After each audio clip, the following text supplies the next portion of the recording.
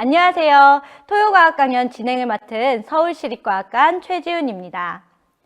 토요과학 강연은 국내 우수과학자의 최근 연구 동향을 듣고 연구 및 진로와 관련하여 질문하실 수 있는 소통형 과학 강연입니다. 올해도 마찬가지로 유튜브로 여러분들을 만나 뵙게 되었는데요. 접속해주신 모든 분들께 감사 인사드립니다. 반갑습니다. 여러분, 인공지능 기술이 병원에 도입되면서 의료계에는 혁신이 일어나고 있다는데요. 오늘 주제는 김희영 교수님의 병원에 간 인공지능, 의사들과 친해지기입니다. 김희영 교수님은 현재 연세대학교 의과대학 의생명 시스템 정보학과의 연구로는 인공지능 기반 의료 영상 질환 등의 데이터 기반 정밀 의료를 연구하고 계십니다. 그럼 큰 박수로 교수님을 모셔볼까요? 교수님 안녕하세요. 안녕하세요. 네, 반갑습니다. 교수님 네, 안녕하세요. 반갑습니다. 교수님, 저희 유튜브 첫 토요과학 강연을 오픈해 주셨는데요. 정말 영광으로 생각하고 있습니다. 감사합니다. 네, 제가 유튜브가 처음이라서 많이 버벅될 수도 있는데요. 이쁘게 봐주시고, 이쁘진 않지만 이렇게 첫 데뷔 이제 서울시립과학관과 함께하게 되어서 저도 영광으로 생각합니다. 네. 그럼 시작하도록 하겠습니다. 네, 안녕하세요. 오늘 3월 13일 토요과학 강연에 병원에 간 인공지능, 의사들과 친해지기란 제목으로 강의를 하게 된 연세대학교 의과대학 김희영입니다. 저에 대해서 간단하게 소개를 해드리도록 하겠습니다. 저는 의학을 공부를 했고요.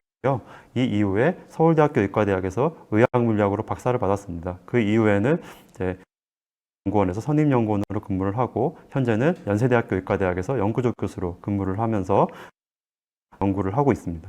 아, 네. 교수님, 여기서 이제 2005년도에 전산학을 공부하시고 2016년도에 의학 물리학 박사를 네. 진학하게 되셨는데 이 부분이 상당히 궁금하게 네. 되는데 어떻게 이런 과정을 일단 생각하셨어요? 여러분들 좋은 질문 감사하고요.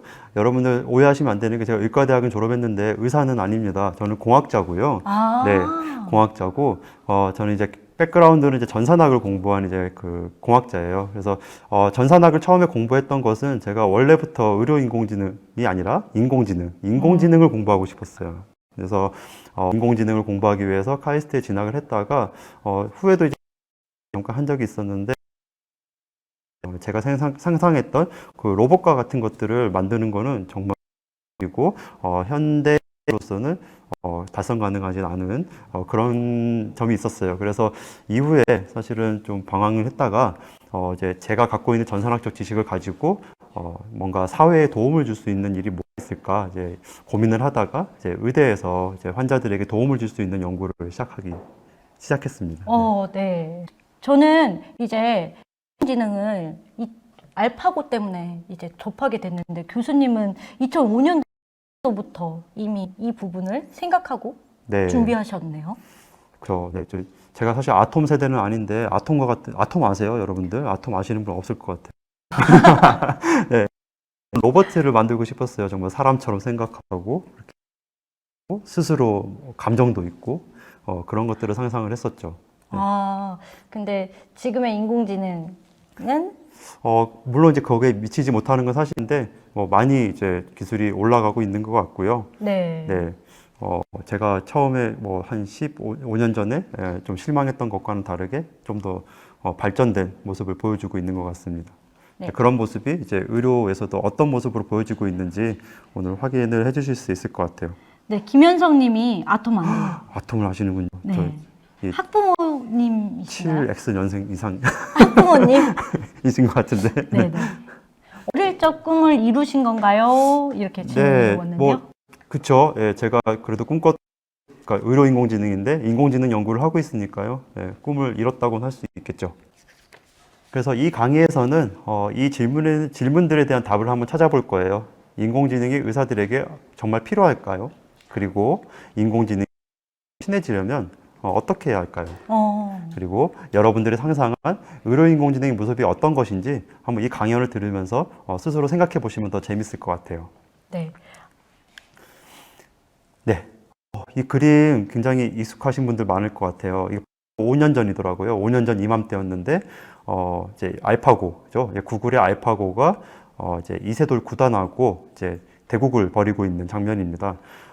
사실은 인공지능이란 거를 2016년에 처음 네. 하신 분은 없을 것 같아요. 그렇죠? 그렇죠. 그쵸? 저만 처음 한 거죠. 그런가요? 네. 인공지능이란 거는 사실 예전부터 있었죠. 아주 오래전부터 있었던 건데 2016년에 갑자기 인공지능이 대단한데 이렇게 막 빵 이유가 네. 바로 이 알파고죠. 왜냐하면은 저기 제목인데 인공지능이 사람을 이겼다. 이거 굉장히 충격적인 거죠. 그것도 그냥 이긴 게 아니라 바둑이라고 하면은 굉장히 어려운 거잖아요. 네. 그렇죠? 사실 저 바둑을 잘 못 두거든요. 오. 예, 바둑을 못 두는데 사람만이 할 수 있고 사람 중에서도 정말 고도로 숙련된 그런 프로 잘할 수 있다고 생각했던 그런 바둑을 인공지능이 사람을 이겼다. 그것도 이세돌 구단이면은 세계 최강이잖아요. 네. 끝판왕이신데 그분을 이겼다는 거는 굉장히 충격적으로 다가올 수밖에 없었죠. 그래서 이 사건 이후로 인공지능이 굉장히 이제 주목을 받게. 특히 이제 그럼 이런 바둑 프로 기사들도 인공지능으로 대체되는 게 아니냐, 여러 가지 직업들이 인공지능으로 대체되는 게 아니냐, 이런 얘기가 나오기 시작했었죠. 물론 이제 그런 얘기가 나옴에도 불구하고 이제 뭐 변호사라든가 뭐 의사들과 같은 전문직 선생님들은 특히 저 같은 이제 공학자도 마찬가지고요. 뭐 내가 뭐 대체되게 인공지능으로 뭐 그런 이제 생각을 하고 있었죠. 근데 이게 불과 그해가 지나기도 전에 네, 의료계에도 굉장히 충격적인 일이 생겼습니다. 무슨 일이냐면 자마라고 하는 저널이 있는데요. 뭐냐면 이제 네이처 같은 잡지예요. 네네. 그래서 이 자마라는 저널에 논문을 이제 게재를 한다는 거는 소위 이제 가문의 영광이고 이제 진짜 의료계에서는 굉장히 이제 대단하신 분은 이제 그런 거거든요. 근데 여기에 그러니까 의사들도 아무리 이제 그 대단하신 이제 의료 전문가라도 이 저널에 논문을 시키기가 어려운데 구글 엔지니어가 네. 저 같은 공학자가 이 저널에 페이퍼를 실어요. 무슨 내용이냐면은 여기 이제 그림을 보이시는 게 이게 사람 눈을 카메라로 찍었다고 생각하시면 돼요. 그림이 보이시죠? 이 눈을 카메라로 해서 네. 보면 이제 시신경도 있고 뭐 이게 황반도 있고 이제 그렇거든요. 이런 것을 보고 이제 문제가 있는지 없는지를 인공지능이 맞추는 그런 이제 알고리즘을 만들어서 이거를 잘 실었어요. 그러니까 인공지능이 뭔가 사람이 할 수 있을 것 같은 그런 그 영상 판독을 해낼 수 있다는 걸 처음으로 처음은 아니지만 굉장히 잘한다는 걸 보여준 그런 사례입니다. 네, 이렇게 구글 공학자가 지금 논문을 하나 발표한 거잖아요. 그쵸. 그러면 이제 또 새로운 사실을 인공지능이 발견하거나 좋은 획기적인 이론들이 나오게 되면은 추후에 노벨상도 가능할까요? 저도 뭐 기대를 안 해보는 건 아닌데, 네, 정말로 이제 정말 환자의 그 생명을 이제 살릴 수 있는 그런 이제 획기적인 기술이 나오면은 충분히 그럴 수 있다고 생각합니다. 정말 노벨 의학상을 공학자가 탄다, 이제 그런 인공지능으로 그러면 대단한 건이 될 것 같아요. 네. 기대해 보면 좋을 것 같습니다. 그래서 어떻게 좀 대단한 건지를 한번 간단하게 설명을 좀 해드리고 싶어요. 사실 이 그래프가 이제 모든 걸 설명해주고 있는 건데요. 좀 어려우실 수 있기 때문에 제가 최대한 쉽게 설명을 드려보도록 하겠습니다. 그러니까 어떤 이제 의료 영상을 놓고 방금 같이 네. 눈 사진처럼 네. 그걸 놓고 이게 병이 있는지 없는지를 맞추는 거를 이제 성능을 이제 얼마나 우리가 알아야 되잖아요. 네. 그거를 평가할 수 있는 게 있는데 첫 번째가 이제 민감도라는 거예요. 이 민감도는 뭐냐면은 병이 있는 사진들을 100장 모아놨으면 네. 그 중에 100장을 다 맞췄다. 병이 있다고. 네. 그러면은 민감도가 100% 네. 이렇게 되는 겁니다. 오. 네. 그리고 100점. 네, 그렇죠. 100점. 네. 제가 그럼 퀴즈를 드려볼게요, 여러분들. 이 민감도를 정말 100%로 하고 싶다. 그러면은 가장 쉽게 하려면 어떻게 하면 될까요? 넌센스입니다, 사실. 많이 데이터를 일단 데이터는 많으면 많을수록 좋죠. 근데 1000장이 있는데 그 중에 뭐 100장 맞추면 큰잖아요. 그러면 안 되죠. 그쵸. 천장 중에 만장이 100개는. 있으면 또 만장을 다 맞춰야 되잖아요. 네. 제일 쉬운 건 뭐냐면은, 네, 퀴즈가 나오는데요. 민감도를 높이는 가장 쉬운 방법은 그냥 보면 보이는 대로 제가 가리고 있네요. 네, 무조건 진단. 모든 사진에. 그쵸. 네, 정상이든 아니든 간에 무조건 병이 있다고 진단하면 민감도는 병이 있는 사진 중에 몇 개를 맞췄냐니까 네. 무조건 100%가 되는 거죠. 오. 예. 그럼 반대로 사실 이것만 보면은 말이 되겠어요, 사실? 그렇지 않죠? 근데 너무. 그쵸. 그래서 그 다음 나오는 게 특이도라는 거예요. 이건 뭐냐면은 그럼 병이 없는 네. 정상이 100개 있으면 또 정상이라고 100개를 다 맞춰줘야 되는 거예요. 아, 그러면은 그쵸. 네. 병이 없는 거예요. 병이 없는 것과 있는 것. 그쵸. 특이도 다시 말씀드리면은 병이 없는 정상 사진 100장 중에 몇 네. 장을 맞췄느냐. 네. 이런 기준이에요. 특이도를 높이는 가장 쉬운 방법은 뭘까요? 여러분도 댓글에 남겨주시면 좋을 것 같은데, 네. 특이도를 가장 높이는 가장 쉬운 방법. 아까 다시 말씀드리면 민감도를 높이는 가장 쉬운 방법은 그냥 보이는 대로 다 병이 있다고 진단을 해버리는 거예요. 네. 그럼 반대로 특이도를 높이는 가장 쉬운 방법은 다 병이 없다고. 그쵸. 병이 있든 없든 간에 다 병이 없다고 하면 병이 진짜 없는 거는 다 없다고 할 테니까 100%일 거예요. 그쵸? 네. 사실 말이 안 되죠. 그쵸? 네. 그래서 민감도를 높이는 거, 특이도를 높이는 건 둘 다 높이는 건 쉽지 않아요. 그래서 그거를 둘 다 보는 게 이런 그래프예요. 그래서 민감도와 특이도를 둘 다 높여가지고 이 그래프에서 보면은 왼쪽 끝으로 쭉 갈수록 좋은 성적인 거예요. 그래서 높은 특이도일수록 왼쪽으로 가 있고 네. 높은 민감도일수록 위로 가 있는 거죠. 네네네. 네. 그래서 보시면 색깔 있는 점들이 보이세요. 색깔 네네. 있는 점들이 이제 실제 안과 의사 선생님들, 전문의들의 성적이에요. 보면은 뭐 특이도가 높으신 분들은 민감도가 낮고, 네. 그렇죠. 위에 계신 분들은 민감도는 높은데 특이도는 좀 낮은 것 같고, 그렇죠. 아, 오른쪽으로 좀 와 여기도 있으니까. 오른쪽 끝에 점이 또 있네요. 그니까요. 예, 그런 것보다 이 검은 실선이 이제 인공지능 모델의 성적인데 더 왼쪽으로 쭉 가 있잖아요, 위로. 네네. 더 잘한다는 거거든요. 네. 그러니까 민감도도 높고 특이도도 높은. 네. 네, 그러니까 병이 있으면 있다고 하고 병이 없으면 없다고 하는 걸 잘한다는 거예요. 이게 사실 쉽지 않거든요. 그러니까 선생님들은 의사 선생님들은 보통은 이제 둘 중에 하나를 선택하기가 쉬워요. 왜냐하면 이제 뭐 좀 쉬운 병 같으면은 그래도 좀 뭐라고 하죠? 감기와 같이 좀 이제 나을 만하면 네. 나을 만한 것들 뭐 약을 특히 먹지 않아도 그런 것 같으면 어떻게 하면 되겠어요? 사실은 민감도를 굳이 높여가지고 약을 다 줄 필요가 없이 그냥 괜찮아질 거요라고 하는 그런 특이도가 높은 쪽으로 가는 게 보통 일반적입니다. 그래서 보면 여기서 그 점들이 특이도가 높은 쪽에 많이 가 계세요, 그렇죠? 네. 네, 반면에 이제 인공지능은 그런 편견 없이 무조건 잘 다 맞추는 그런 좋은 성적을 보여주는 거예요. 그래서 이런 인공지능의 장점이 있고요. 그래서 이런 결과로 이제 의료 영상 분석도 의사보다 인공지능이 잘한다. 그러고 난리가 난 거예요. 그래서 이제 의료계에도 인공지능이 이제 침투를 한 거죠. 그래서 영상의학을 실제로 인공지능이 접수한다. 이게 참 굉장히 충격적으로 다가오는데 여기 보면 제프리 힌턴이라는 아저씨가 있어요. 이 아저씨는 여러분 딥러닝 아세요? 그러니까 인공지능 하면은 또 유명한 것 중에 하나 이제 굉장히 알고리즘 중에 하나인데요. 딥러닝이란 거예요. 이거를 개발하고 연구하시는 분이에요. 그러니까 소위 딥러닝의 4대 천왕이라고 하는 분이 4분 있는데 그 중에 한 분이 이분입니다. 네. 네. 이제 영상의학 전공 하는 게 아니라 수련을 중단해야 한다. 네, 그렇죠. 컴퓨터 공학자가 다른 직업을 운운하면서 이거 너희들 이제 그러게요. 직업 그만둬야 돼. 이런 식으로 발언을 한 거예요. 굉장히 충격적이었죠. 이 뒤에 사실 욕을 많이 드셨어요. 그 뒤에 아까 보여드린 것뿐만이 아니라 여러분들 잘 아시는 어떤 엑스레이 영상, 뭐 CT 영상, 여기 맨 왼쪽에 보이는 것들, 여기서 어떤 이제 폐에 병변이 있는 걸 찾는 거라든지, 이제 여성분 같은 경우 이제 유방암 진단하는 거, 그리고 심지어 이런 엑스레이 CT 의료 영상이 아니라 그냥 스마트폰으로 네. 여기 뭔가 점이 하나 났어요. 근데 좀 네. 막 커지는 것 같아. 그러면은 스마트폰으로 찍어가지고 이게 암일까 아닐까를 맞춰달라고 하면 그걸 해주는 이제 앱들도 나오기 시작했어요. 피부암. 그렇죠. 네. 네. 피부암인지 아닌지. 그러면 이제 피부암인 것 같으면 바로 이제 병원에 가시면 되겠죠. 이런 것들이 이제 실제로 아까 보여드린 이제 그래프와 비슷한 것들이 다 보이실 거예요. 네. 그러니까 의사들보다 다 잘한다. 의사들이 또 다른 측면에서는 의사들이 이거에 도움을 받으면은 더 잘하시게 된다. 진단을.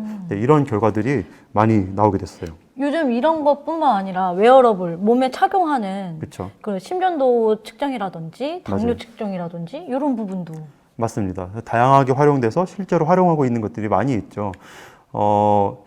제가 사전 질문을 몇 개 받았었는데요. 이제 병원에서 AI가 활발하게 활용되고 있는 분야를 여쭤보셨어요. 물론 이제 아까 계속 말씀드린 영상, 그러니까 영상의학과에서 오른쪽에 보시는 것처럼 이제 흉부, 체스트, 그러니까 그 가슴의 엑스레이를 가지고 여기 뭐 폐렴이나 뭐 결핵이라든지 아니면 암이라든지 이런 것들이 있냐 없냐를 맞춰주는 그런 이제 판독. 이걸 실제로 뭐 서울대병원에서 쓰고 계시고 많은 병원들이 쓰고 계십니다. 서울대. 네. 혹시 이런 거는 몇 년도부터 우리가 사실 오래되진 들어왔어요? 않았어요. 한 2년, 3년쯤 아, 이제 2년, 된 것 3년? 같아요. 실제로 쓰기 시작하신 것은. 그리고 아까 전에 처음에 슬라이드에서 뭐 바둑에는 이제 알파고라는 인공지능이 있다면 저희 이제 의료계에서의 인공지능은 혹시 이름이 따로 있나요? 네, 좋은 질문이네요. 국가에서 이제 그 연구 과제를 내서 같이 진행하고 계신 것들이 있어요. 그거는 닥터 앤서라고 하더라고요. 국내산인가요? 네, 국내산입니다. 네, 토종. 닥터 앤서. 네, 닥터 앤서. 모든 것에 대답을 해드린다는 그런 오. 의미라고 하네요. 네.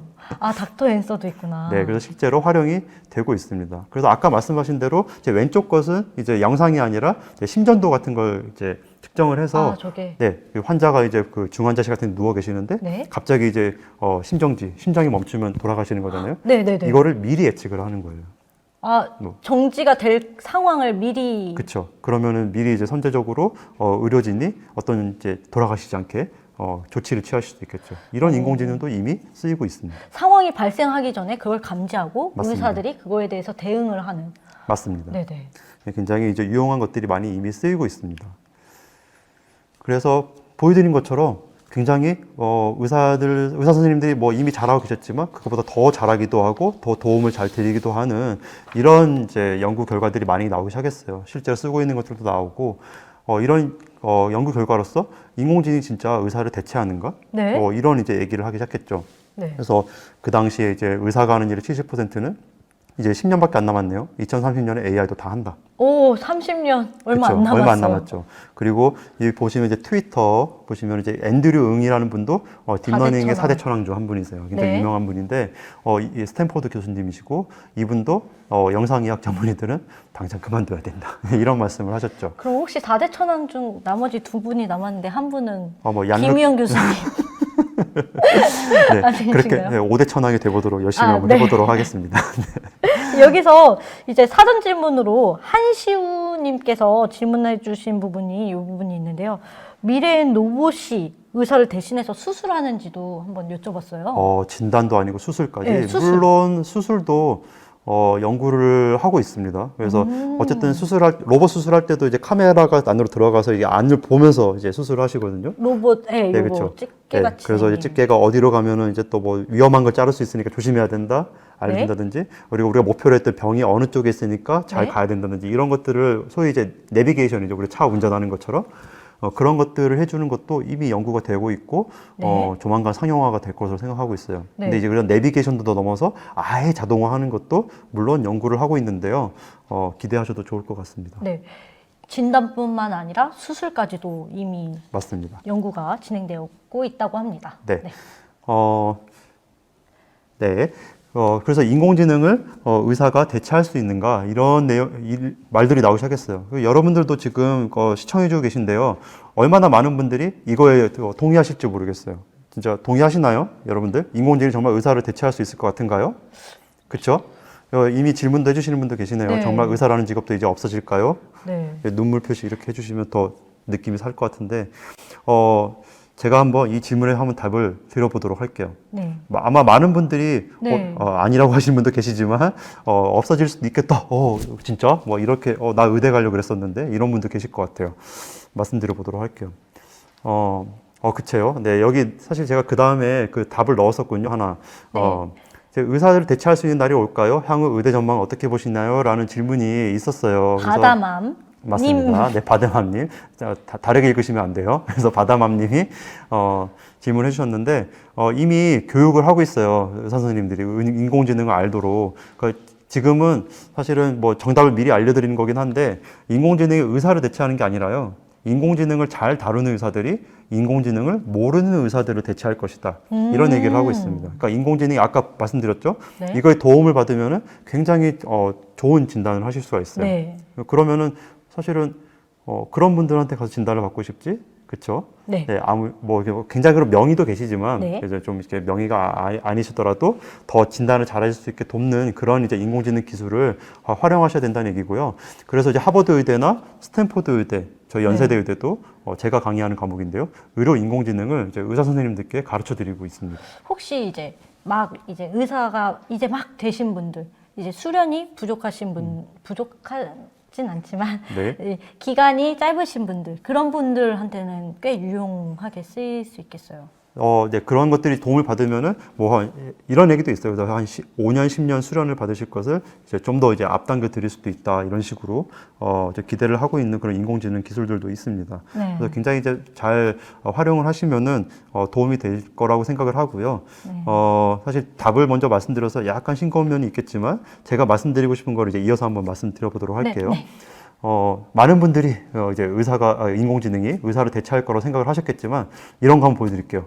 여기 보시면 그림을 보시면 감이 잡히실지 모르겠어요. 비둘기가 네, 비둘기가 저기 닭장 안에 가운데- 들어가 있고 닭. 여기 네. 그 그림이 터치 스크린이에요, 저게. 터치 스크린이구나. 네, 거기 보면 이제 분홍색 그림이 보이는데 이게 뭐냐면은 이제 암 같은 거를 검사하기 위해서는 그 조직을 이제 몸에서 떼내 가지고 현미경으로 이제 관찰을 하죠, 선생님들이. 네네. 진짜 암인지 아닌지 네. 보려고. 근데 그게 진짜 어렵거든요. 네. 이게 세포를 보고서는 이게 암이야 이거 하는 거는 이제 병리학이라고 하는데 그 병리학 선생님들도 굉장히 이제 고도의 기술을 요하는 그런 분석이에요. 근데 그거를 비둘기한테 시켜보는 거예요. 이 연구는. 그래서 이 그림을 띄워놓고 이 비둘기가 파란색을 부리로 이렇게 콕 찍으면은 터치 네. 스크린이니까 네. 암이 아니다. 노란색을 부리로 콕 찍으면은 암이다. 이렇게 판단을 한 거예요. 이게 될까요? 말이 안 되죠, 그렇죠? 근데 이제 맞추면은 뒤에서 여기 보이면은 왼쪽 끝에 모이가 있어요. 이제 모이가 안으로 들어오는 거예요. 네. 맞추면. 그러니까 맞추면 네. 칭찬해주고 틀렸으면은 모이를 안 주는 거예요. 그럼 애가 이제 간절해지니까 맞추려고 하겠죠. 네. 근데 이거를 실제로 그래프가 그려져 있어요. 여기에 30일 동안 시켜봤더니 보여준 거는 90%를 맞춰요. 90%나요? 네. 실제로 이거 지금 저도 눈으로 봐도 잘 모르거든요. 사실은 저도. 네, 이거를 저기서 비둘기가 뭐가 맞춘다는 아니죠? 거예요. 네. 유방암을 진단을 하는 비둘기입니다. 엄청나죠? 먹이의 생존에 의한 그렇죠. 선택인 건가요? 네, 저도 네. 굶기면 할 수 있으려나 모르겠어요.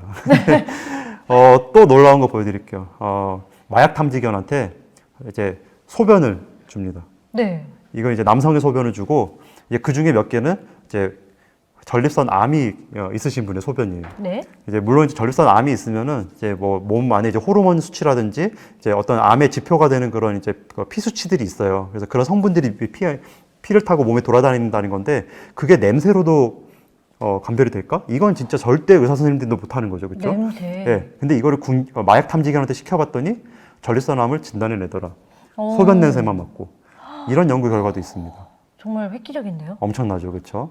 네. 그럼 의사 멍멍님, 댕댕님 이렇게 그러니까요. 불러야 되나요? 네. 그렇죠. 그래서 제가 한번 다시 질문을 드려볼게요, 여러분들. 그럼 비둘기가 이렇게 유방암 진단을 잘하고 개가 전립선암 진단을 잘하는데 그러면 비둘기가 의사를 대체할까요? 암 진단명이 비둘기의 병원이 생기면 그 비둘기 병원에 가실 거예요? 비둘기 병원. 네. 이렇게 질문을 해드리면 아무도 그 병원에 네. 가지 않겠다고 하실 것 같아요. 네. 그렇죠?